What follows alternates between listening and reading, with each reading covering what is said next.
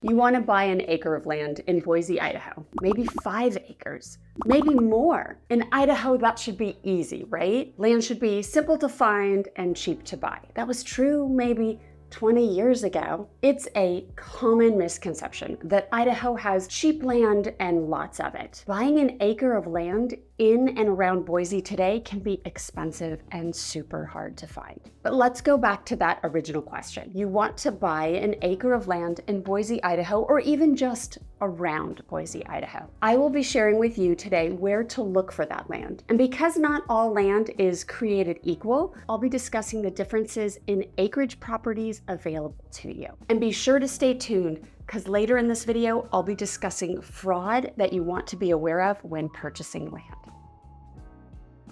Let me lay out a scenario for you.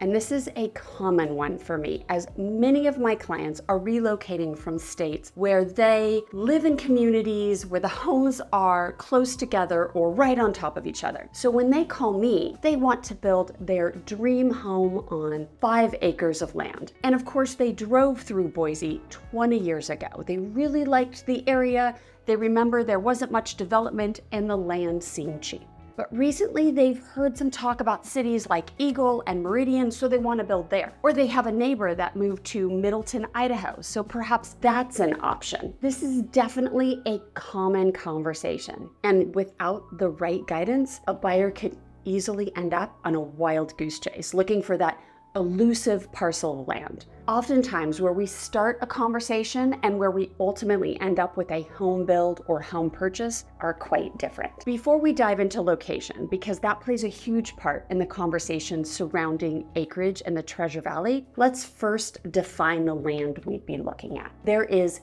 improved land and unimproved land. Erica, what does that mean? Land is land. Well, let me explain. Improved land, which might also be called developed land, refers to a plot of land that has essential infrastructure in place. Improved land would already have access to utilities such as water, electricity, sewage, and gas lines. When building a home on improved land, you may have to connect to those utilities, which can be found at the street, but you don't have to bring the utilities to that piece of land. Zoning is typically completed on improved land, so obtaining a city or county permit to build may be easier or more streamlined. But this may also limit what you can do on that land. And accessibility has typically been created for the improved land, so there would be a road to provide access to your property. All of these things combined typically create a higher resale value for the convenience and reduced risk associated with improved land. Now, in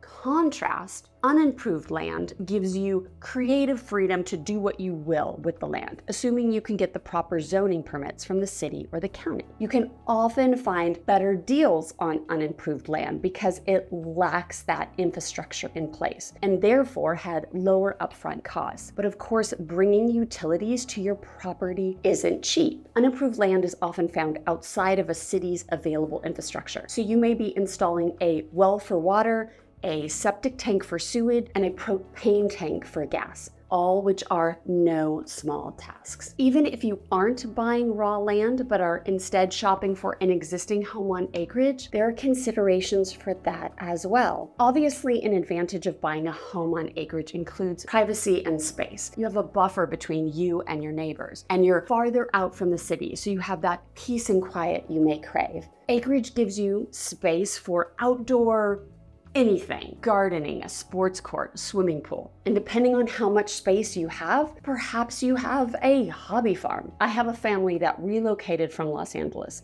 and bought 5 acres. They now have cows, llamas, alpacas, chickens, not to mention the barn that they converted into a music studio and bunkhouse. I call their property a hobby farm, but it really is a full-time job maintaining all of their land. But that extra acreage affords you that freedom to build additional structures, such as the barn or a shop, assuming of course there aren't HOA rules preventing that. So wherever you buy your land, be aware if there is an HOA or CC&Rs governing your property and how you can use it. On the flip side, a disadvantage of owning a home on acreage is the upkeep. Like that family I was just mentioning a moment ago, they have a hobby farm, and yet it has become a full-time job, maintaining everything on their property, from the animals to the structures to the land itself. And seasonal changes can affect how you have to maintain your land, creating even more work. Of course, whenever you have a larger property, there may also be larger utility costs that go along with it. And if you're not connected to city services because you have your own well, septic tank, or propane tank, then those will require regular maintenance. Acreage property can sometimes feel more isolating too, because it's farther out from town.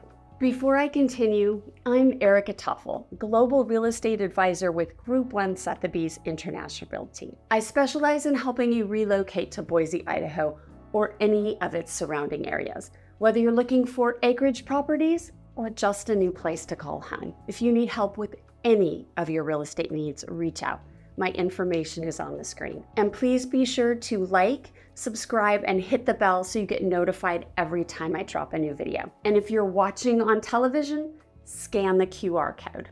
Now that we've discussed the differences between improved land and unimproved land, and the advantages and disadvantages of owning acreage properties, let's focus on where in the Treasure Valley you may be able to find acreage properties. Boise has seen a huge growth over the past several decades. Not of land will be found within Boise city limits, but occasionally you will find a piece of property waiting for your vision. There is still limited construction going on in the Boise foothills in north, northeast, and northwest Boise. Of course, the land will be more expensive than what you would find outside of the city, but utilities will be installed and you'll have a road accessing your property. But foothill topography, that may often be the reason some of these lots are still available. Yes, they may have killer views, but you're going to be spending a lot of money up front to grade the lot to create a buildable pad. So although that lot may actually be 2 acres,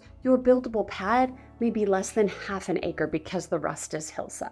It is important to note that oftentimes the highly desirable lots that may still be available inside the city limits will be owned by a builder. So if you're going to build on that lot, you will be working with that specific builder that has an option on that land or owns it outright. I had a buyer a few years ago who already had a builder that they wanted to work with. When we found the right lot for them, it was optioned by another builder. We ultimately had to buy the land off of that builder at a premium, or rather we bought the other builder out of their option at a premium. They had the option to purchase this lot and they wouldn't release it. So they closed on the lot with the developer at a discount the same day we closed on the lot with them at a premium. But my buyers were happy to have the lot that they wanted with the builder that they wanted, who would ultimately build their dream home.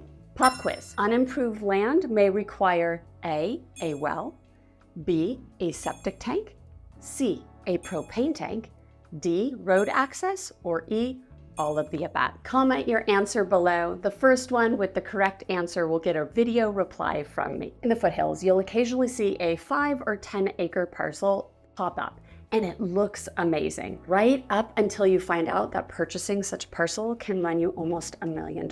Or you might find a parcel with incredible amenities like gates and a clubhouse and river frontage, but that all comes at a price too, like upwards of $1.5 million kind of price. Available parcels you can find in town are usually infill projects and well under an acre of land. Land in Eagle, Meridian, Star will be similar to options in Boise. There's just not a lot of choice at an acre or more for individual lots. You can find some larger parcels for development, but then you aren't looking for a property for single-family residence. And development property is a whole other ballgame, and that discussion would require a video of its own. Rounding out the cities in Ada County, you have Kuna, and surprisingly, Kuna has few individual acreage lots for purchase. See, Kuna is this agricultural city in the south side of town that has just recently started to take off. There are a number of new subdivisions going up, but they aren't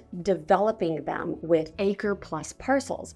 Rather, they are being developed as higher density communities. If we transition to Canyon County in the cities of Middleton, Nampa, and Caldwell, you start to get more options, but these lots tend to be farther out of town in flat lands that were previously zoned for agriculture. And then farther out of town, you have additional options as you reach cities like Melba or Wilder or Parma. But for reference, Melba is 45 minutes south of Boise and it has 550 residents. Wilder is 50 minutes west of Boise and it has under 2,000 residents, and Parma is 45 minutes northwest of Boise with just over 2,000 residents. So these are small towns. This isn't to say that land can't be found, but as more and more residents flooded into the Treasure Valley over the past decade, the cities that had hundreds of acres of available land now just have a few parcels left. That is until more farmers sell out to developers to create more land availability. So your alternative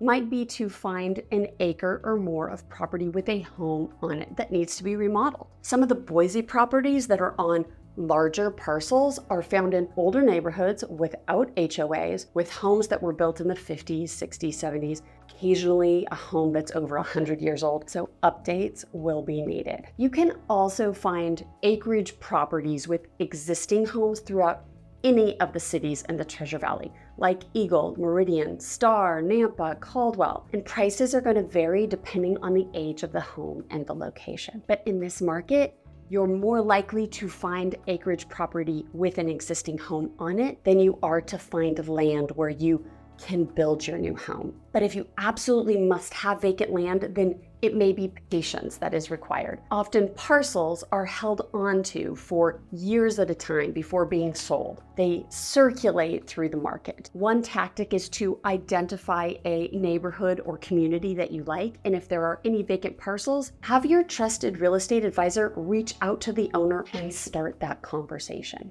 But that brings me to a very important topic of land fraud, which has been on the rise over the past several years. Essentially, a scammer will identify a piece of vacant property that is unencumbered by mortgages and other liens, and it may be owned by somebody out of state. So the true owner has no idea that anything is transpiring. The scammer will list the property for sale, either for sale by owner, or may even find an unsuspecting real estate agent to list it for them.